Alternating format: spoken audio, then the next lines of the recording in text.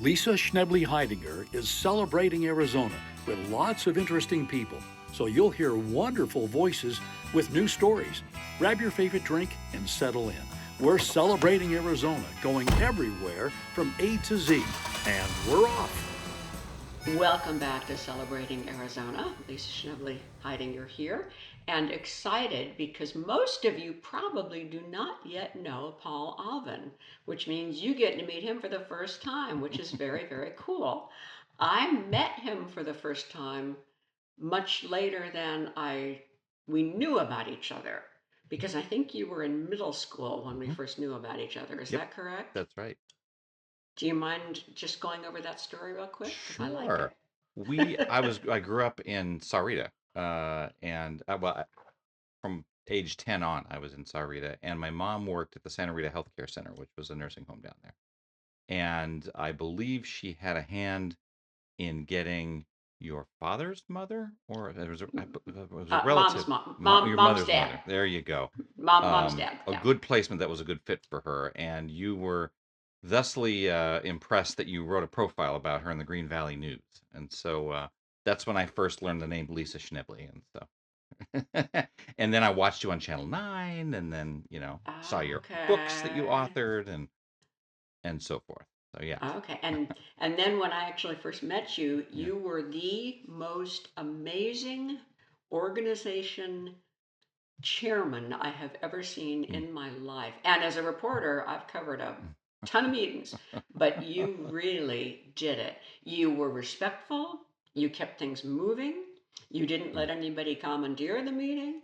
You were great. You were great Oh my at goodness. that. That was I'm trying to even remember the exact name. What was that we were on? The historical AHAC, AHAC, Arizona Arizona Historical Historic. Advisory Committee. Is that right? Yeah, That's what that's it right. was. And Yeah, we had yeah. the great fortune of being able to start organizing certain activities for the Arizona Centennial, which was what a great Absolutely. time to be alive, right?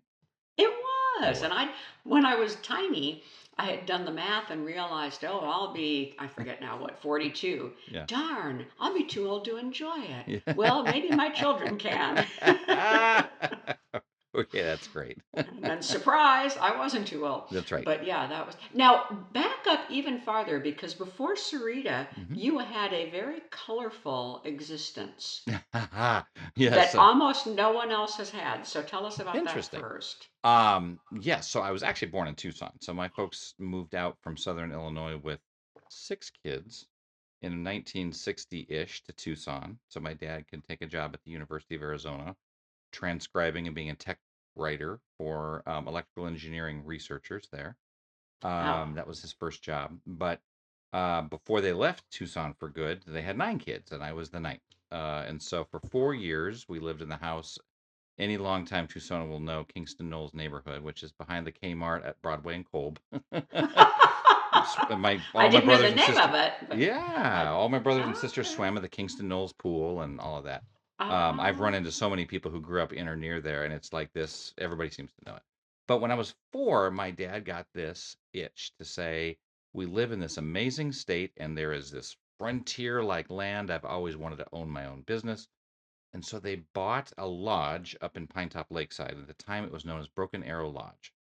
And 1972, so I was 4 then, we moved up, as we said, to the mountain, and the got mountain. to work. There were 7 cabins, and our house, and a workshop, and a pump house on 10 acres of land. And we rented those 7 cabins out to skiers in the Wow. wintertime, and people escaping the desert heat in the summertime, the people we referred to as flatlanders from the flat desert. And it was hard work. For the older you got, the harder the work was, because we didn't hire out, for instance, to clean cabins. I had 6 sisters, 5 of whom lived up there. So guess who and my mom cleaned cabins every time somebody went out. And I can Oh, remember Christmas Day, we'd open the gifts and everything was great. And now we got to spend a couple hours cleaning cabins, and then we'll be back, right? Because new guests are coming in this afternoon. So oh my yeah, and if you're gosh. dad, then you're constantly, these were old broken down cabins. The house was built as a homestead building. It was homestead in 1912. Yeah. No. So yeah, and so I mean, I tell my kids about this, and they're not quite sure. I think that I'm not telling them a tall tale, because I literally say the heat in our house in the wintertime in Pinetop-Lakeside was the fireplace, and that was it. So we had to No. cut enough wood with Forest Service permits. They were called dead and down permits for the dead trees that were standing, or the downed trees that were excess fuels that would cause big forest fires. They would give out these permits for like $1 or something like that. And as long as you could go in there and cut the wood out, you could get out of the forest and you could take the wood, right? Well, imagine having to cut in the fall enough for your fireplace and 7 other fireplaces for the winter. Yeah, so No. that was what we did for the fall. Every weekend we'd go out and cut, and my dad had this old F-150 pickup truck with sideboards, and we'd go out to some of the most gorgeous country Oh. on God's green earth, up in the, the Forest Service area of the White Mountains in the fall with the, you'd get some aspen stands with fall colors. There were wild turkeys running around. I mean, it was for a kid. I was having a ball, baby. You know, again, the bigger you got, the more work you had to do. Because I mean, I just think of my dad out there with the chainsaw that he got and was constantly fixing because he never had the opportunity to Oh. have anything new at that point. He had to fix things. So you go and he'd find one. You go, okay, there's the log, but we couldn't get the truck to it. So he cut up the wood. You'd throw all the wood in a pile. You'd go to that pile. You'd throw it in the next pile until you could get it Oh to my the truck. And then you'd gosh. load the truck all the way up to the top of the sideboards. And by the way, inside that stacked wood, my brother and I would sit all the way home. It was like out in Heber area. How we didn't die up there, I don't know. But that's the story of the Gen Xers, right? And then you'd get it home and you'd split it with a sledgehammer and a wedge, and you'd split it and you'd stack it and you put it under places and put tarp over it so when the winter weather came, it wouldn't freeze. So it was a lot of hard Wow. work, but it was funny. My Wow. parents would talk about it years later, and my dad would say, "Those were some of the best years of my life." My mom would be, "Nope," because it was not Oh. only all these kids, but endless laundry and cleaning, and that's all it was. And the cabins were old and broken down. The house was, I mean, there was a heater in the house, but my dad couldn't figure out why it wasn't working. He went up in the attic, and all of the heating conduit was broken into pieces, just laying all of it. So that's when we were like, well, I guess. So mom would get up at No. 5:30 in the morning and light a fire in the winter every morning, and that was the heat for the day. We would Oh just keep the my fire going. Um, gosh. so that house still stands. I was gonna look it up and I ran out of time, but it's a Mexican restaurant. It's off Woodland Road and Your White Mountain house is a Highway. Mexican restaurant? It's a Mexican. It's been a lot of things. It was the Christmas tree restaurant for many, many, many, many years. Your house. Well, my house that I grew up in. When it was the Christmas tree Wow. restaurant, I could go and show you the alcove that 3 sides of my bedroom, and I could Oh show you the my fireplace that we lit every morning in cold weather. Yeah, goodness. yeah, yeah, yeah, yeah. It's still Oh, there. It's I've been never. built on, and it's hard to. The cabins were moved off the property long ago, and the business long ago went away. But the house, built in 1912, the original structure persists, and it's a bright yellow Mexican restaurant now. That is amazing. So your home was the same age as Arizona? Yes, it was built the year of statehood. That's right. Yeah, my gosh. Yeah. That almost sounds like a throwback childhood to Walton's Mountain. I I mean, mean, who gets to do my that? kid, my brothers and sisters literally walked to school in the snow. You know, I rode the bus, and man, that bus would fishtail back and forth. I mean, there was the Oh no. Woodland Road back in that day off of White Mountain Highway would come down and then up, and then you go into our property. Well, that down and up was tricky when it was just snowpacked because they didn't really have plows that plowed it down to the. So my mom had her station wagon had snow tires with studs on them, so Oh she could my get because she had to get to the post office. She gosh. had to get to the bank. She was running. Mom ran the business, and then Dad had a day job at a contractor in Show Low, and that's how they made ends meet. And so, yeah, I mean, Dad drove a Wow. snowmobile, and he loved it, and he'd take us all over the place in it. And some days, that was transportation to get him to Hodge Rasmussen's Nip and Tuck liquor store to get his 12-pack. Wow. Yeah, so it was really a different time up there. It was a It magical time to be a kid. I was. mean, when whatever nominal chores I was assigned to do as a little guy were done, I just go play in the Forest Service all day. We just my brother and I, we had Mm. a couple of Shetland ponies, my brother and sister and I, and we just go play on 10 acres and out in the forest, and Oh. you know, I mean, That it was sounds bucolic. mythical, Yeah, it was magical. wonderful. Yeah, it was great. Wow. Hmm. Now, when you go back, do you think that's not my house and this hurts, or do you Yeah, think I love being here? it's kind of amazing to see glimpses of recognition from my early childhood. and there's just a couple because so much has been changed and added on. Sure. Actually, it's been 20 years since I've been inside that building. I don't even know what the inside looks like. It may be, but if the fireplace is still there, that will always be. That's where we hung the stockings for Christmas and all that fun stuff. Oh. 11 stockings? 9, yeah, for the kid, for 9. each of the 9 Okay. kids, yeah. Actually, when you Okay. moved out of the home, you took your stock. No, we kept the stock. Mom had a thing. You kept the stocking until you got married. Then she gave you I'll a be stocking with your darned. in-law. Yeah. So a couple of my sisters who that just wasn't their choice in life were like, "Come on, I'm in my 40s. Can I have my stocking?" You know. But anyway, so yeah, Oh. we had the stocking. Yeah. Yeah. So Wow. yeah, so it was a lovely time. We had great friends. A couple of them are. Well, I mean, if you go up there, you'll see Lon Hoffman Realty to this day. That's the son. The father was my dad were good friends, Okay. and I think his wife just recently passed. I'm not sure, but Wow. he lived to be a ripe old goat as well. Just wonderful, just good people. Oh, Charlie Clark's Steakhouse man. was still up there. It was up there back then. That's still there. There's a couple of things that have persisted. Most have not, but a couple of things have.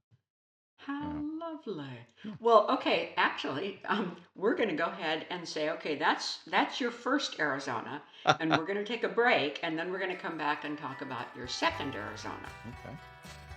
One of the AZ Dining 250 spots is Creekside American Bistro on a sylvan stretch of Oak Creek, where famed chef Mercer Moore adds treats to heavenly surroundings.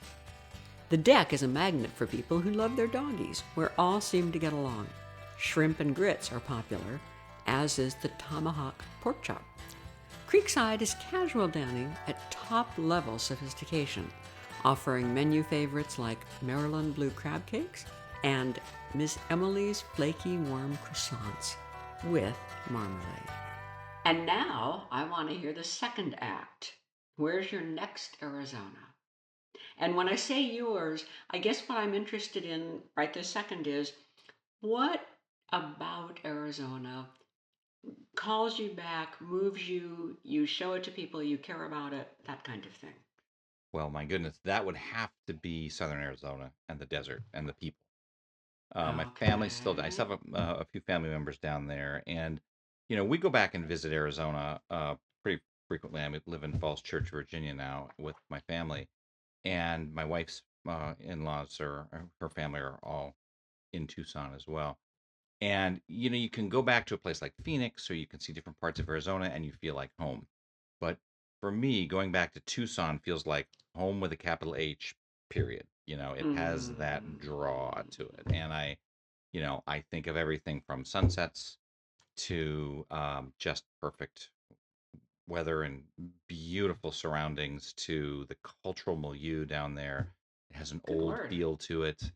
And just, it has a homier, more inviting air to it. I just feel more comfortable with people, the stores, the streets, the culture, the pace of Tucson. And I for a while would, when we lived in Vail, when my wife and I first got married and we were having kids, we lived out in Vail, and people would come to visit Tucson, and I would take them on what I called my Quirky Tucson tour.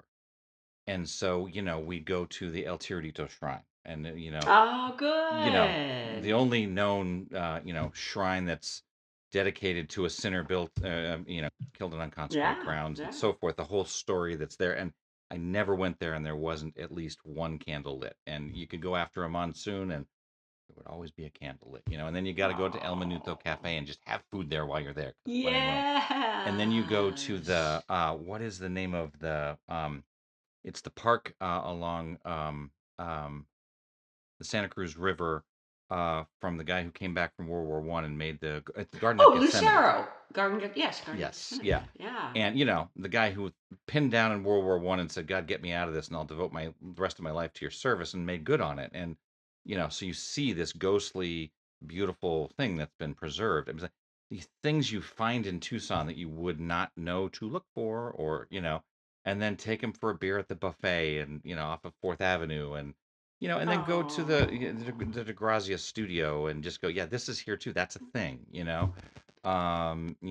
just all of the things that you can find there that are ancient or new and silly or just beautiful. So I just love for people to see a sunset at Gates Pass. There's just nothing Oh quite like it, you know. yeah. So Yeah, those are the that things I little. love, and that's what keeps some of my family there, and keeps us coming back.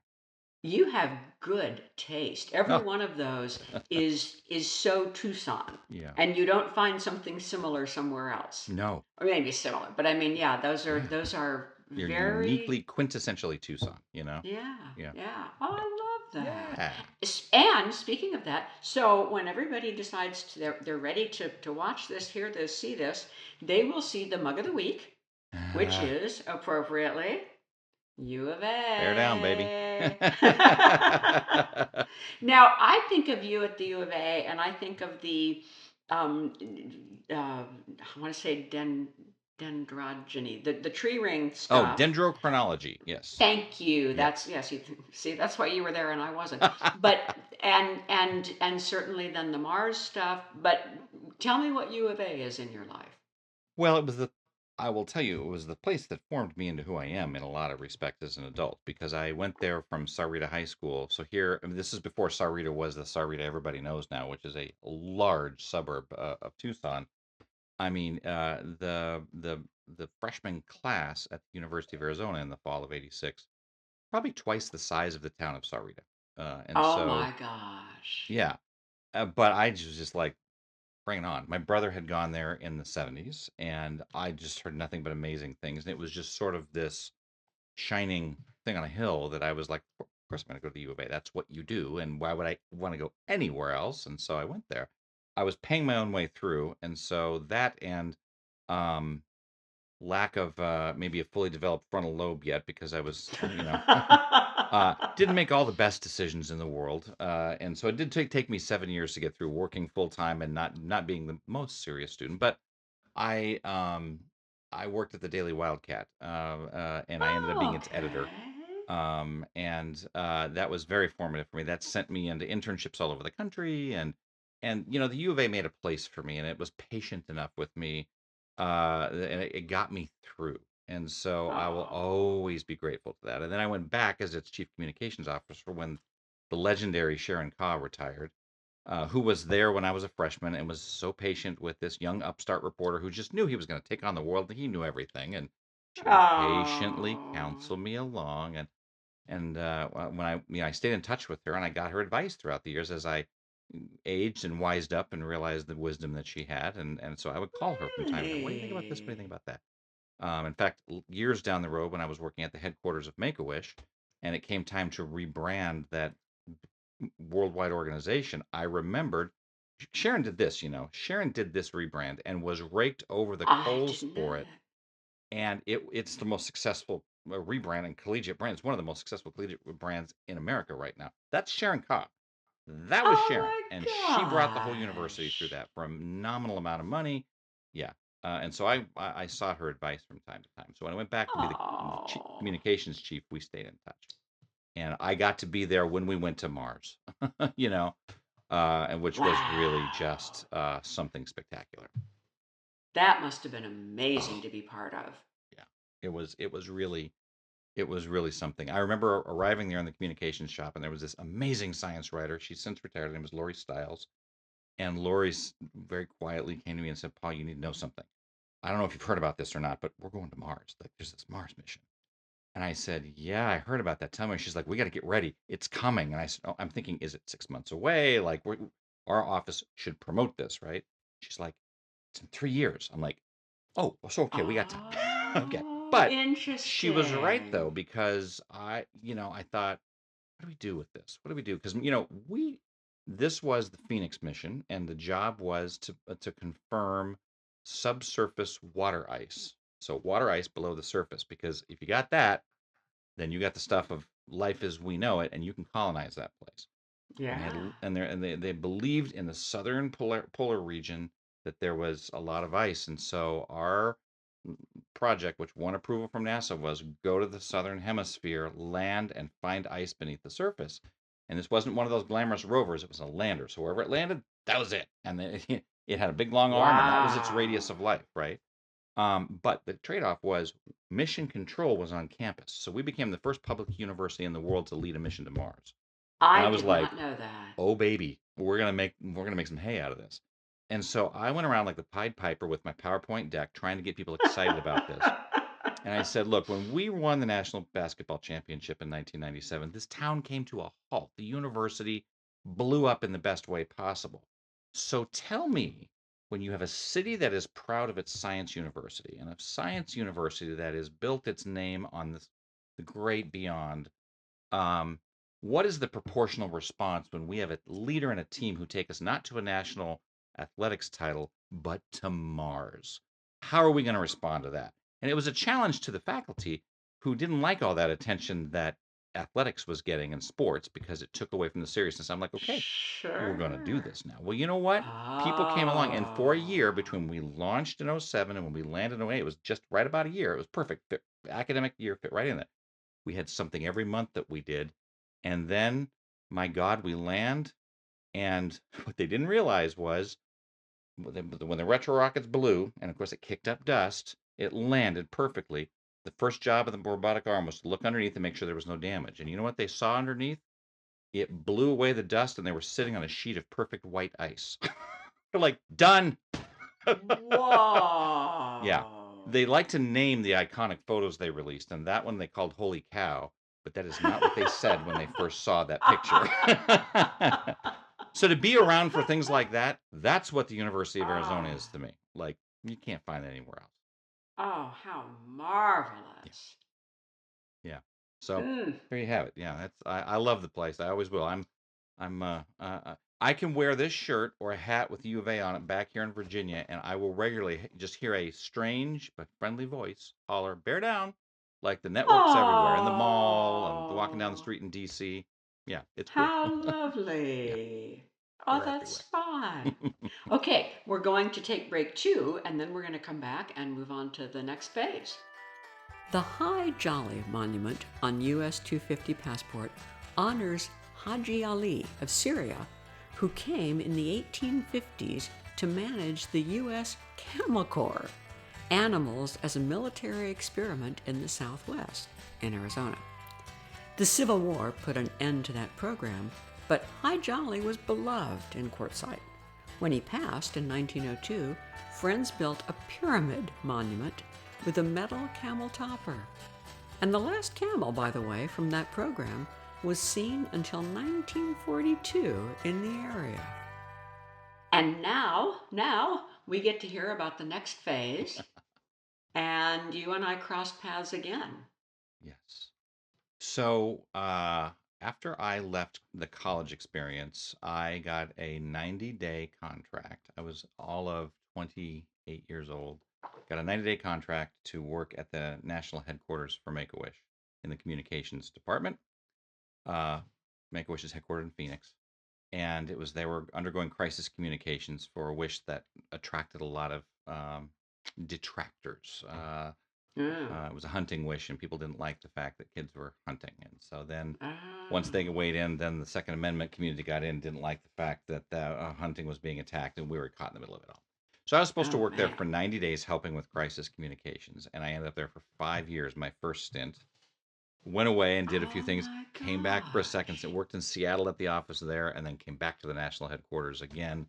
And that's when you and I had a chance to collaborate on a really fun project. So it's been one of those professional love affairs with an unalloyed great institution that Arizona produced, like Ah. that's original to Arizona. Somebody said Make a Wish was Arizona's best export. Yeah, I'm right there with it. Hundreds of thousands of wishes that have been granted all over the world. Yeah. Started with state highway patrol officers in Phoenix and just Yeah. mushroom from there. So I got to be the guy who told the stories of the Wish Kids and the generous people who supported them and the volunteers who put them together and the families who came along. When a child qualifies for a wish, it's because they are having a catastrophic illness. Doesn't necessarily mean they're going to die. It almost did when they were founded, but it hasn't been that way in years. But Yeah. when one goes through that, everyone goes through that, and so it's a matter of caring for the whole family with the child at the epicenter of that, and that is a powerful story to tell. And so Oh, it it was it was is. I never got tired of it. And you wake up every day, never ever wondering, am I going to do some good today? And so I really, really, really love that. It took me all over the world. Um, yeah, I went in 2000. I went to Sydney, Australia, to Oh promote my our Wish Kids at the Olympics gosh. because General Motors was sponsoring Oh. it and NBC was interested. I didn't know what I was doing. I got to tell you, I did not know what I was doing, but all I know is they handed me an airline ticket and said, "Get to Sydney and promote this. And our expectation is you get really good publicity for this." I went, "Sure. Well, a long plane ride. I'll figure something out," and it all worked out. I've got 17 hours to come up with a plan. I mean, I didn't have a passport. I had to scramble to get a passport, and oh my goodness, yeah, it was crazy. Oh. Yeah, but it worked. Yeah, And you're right. You never have to wonder if what you're doing matters. yeah. I met the most extraordinary people. Some of the Wish kids from decades ago, I'm still in touch with them. They're adults. They're moms now. They've moved beyond the illness, but they have not moved beyond the organization, and they have stayed so dedicated and it's Beautiful. wonderful to see that come full circle. I don't know if you remember the posthumous wish they granted that I wrote about in the Make-A-Wish book. Jonathan DeLeo wanted a well for an orphanage in Africa. Yeah. His parents were still corresponding. Oh, that's wonderful. Because you're right, it's amazing people who Yeah. care about Make-A-Wish. Yeah. Just amazing people. That's wonderful. Well, leaving Australia, um, when you're not on duty in Arizona, when you're not at work in Arizona, where in Arizona do you like to be, and what are you doing there? Oh my goodness. When I'm trying to be healthy, I love to be in southern Well, but let's Arizona. not stay there. I love the cycling community. And it Mm. started because when I was at the U of A, I was too broke to have a car, so I rode my bicycle everywhere. And then one day, my sister said, "We should do El Tour de Tucson sometime." And so we trained for it, and we did it back in Whoa. 1987. And then in Whoa. '97, she's like, "It's been 10 years. We should do it again." And so we did it again. But along the way, you just get a Wow. love of you see the desert from a very specific perspective at a very specific velocity, and you get the sights and the sounds and the smells and the feels, and it's very relaxing, and I just loved that. Oh. Didn't have joy in riding my bike anywhere in Phoenix because I had to find an urban trail and it was hot and it was. But Tucson, you know why it's a thing down there. So love that. Love being out in the Tucson mountains. Love being out in the desert anywhere when there's a monsoon a coming. There's nothing like Oh, a desert yeah. monsoon. Nothing in the world. Nothing like the smell. And so have you? I learned this term from the new John Batiste album. I'd never heard of it before. Have you heard of the term petrichor? It's the No. smell of wet earth from the rain. And I was like, I know exactly what that Really? smells like, and it's more creosote in there, but it's that smell. It's different for Southern American crops, but it's that smell of rain that's hit the earth and it gives you this aroma. Petrichor, it's called. So I, Yeah. I think about the petrichor of the Petrichor. desert and go, oh, that is definitional to enjoyment. So I do that.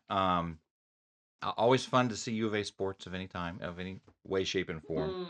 Mm. And then there's all sorts of fun play stuff to do there. You want to take in live music? Go to Bisbee. Come on, man. There is just some great stuff down there. I Oh. love that. It's such a quirky, wonderful, lovely town, and it's been years since I've been there. But the best sea bass of my life at Roca's in Bisbee, Arizona. You cannot believe it. Roca's gets it Yes, done, doesn't it? they do. I still haven't beat that sea bass. You wouldn't think in a landlocked Wow, place and like you've that. been in DC and San Francisco and New York Yeah, City and yeah, I've tried them all, and they're good. But I'm wow. like, Rena and I are both like, It's nothing like Roca's and Bisbee." Oh, Love to have a good plate of nice. Mexican food at Minidito. Even I hear it's been sold, but they're preserving the heritage, and that's all good. Perfect. Love to sample all that. I've got all my favorite places to eat Mexican food in Tucson and South Tucson mostly. Miches, you got to go there for chimmies, and quesadillas, you got to go to El Minuto, and great enchilada sauce that was rendered that morning. That's Minidito. Anything on their menu is great. Anyway, so that's something fun. Wow. Mount Lemon, God, give me a break. That is just how can you go from the Oh. desert Florida alpine forest like that, and you In can an hour. yeah, Yeah. and you can actually ski when the conditions are right, But Now, I have not stayed at that new hotel. Have you? I didn't know it existed until I saw it on social media that I got all this beautiful snow. And I'm like, the hotel, interesting. So Good on them. I hope Yeah. I hope their economy flourishes. I think they're doing really well. I watched the Catalinas burn in the aspen fire, and it broke my heart. Oh, Yeah. But Northern yes. Arizona, I mean, Northern Arizona better than anybody, and my God, it's just so much fun to do there. I've taken the train in Williams. The kids did the Polar Express, which was fun. The Grand Canyon is, you know, I-40 corridor. Just forget about it. It's just natural wonder after natural wonder. So it's just you name it. There's something to do, and I've had the good fortune of being able to do it. I love that. And I love that you love the I-40 corridor, which is not famous as much as the Grand Canyon, which is famous. Well, it's because Because it I was think, Route 66, baby, before it was I-40. and you know that this year is its centennial, Route Ah, 66. really? Oh, I did So not this know is that. not only Arizona 250. Hmm. This podcast is the podcast partner of the Arizona 250 That's movement. wonderful. Thank Oh, you, because congratulations. yeah, and actually you were part of how I got into that, because I thought, well, that guy's on the Centennial Commission, Yeah, and I went back and said, hey, can we be a podcast partner? And they yeah. said yes, and so then to have Route 66 also turning 100, we have two celebrations, going on this year in Northern Arizona. That's outstanding. I love to hear that. Yeah. I've just been reading up, by the way, on Northern Arizona University, and that I love that place. That I'm so impressed by that place. And that president up there is somebody. I need to get my president, George Mason, to meet him because these two universities and these two leaders are kindred souls. Oh, Yeah. neat. Yeah, he is. Yeah, I agree with you. I mean, I they got great revere that universities in guy. Arizona, and you can love the U of A or you can love ASU, but you got to watch NAU because it is going places and it is an amazing Oh, institution. Oh my God. Yeah. Great stuff. I didn't know I could like you better, but now I It's do. yeah, it's pretty and it's getting national note too, and as it should. Yeah. Wonderful.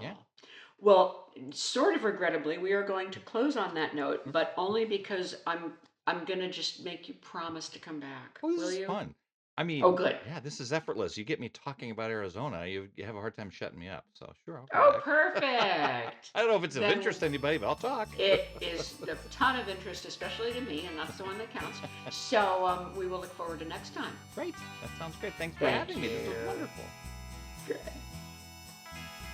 We'd really like to hear from you about anything this show led you to think about. Write to us at celebratingaz.com.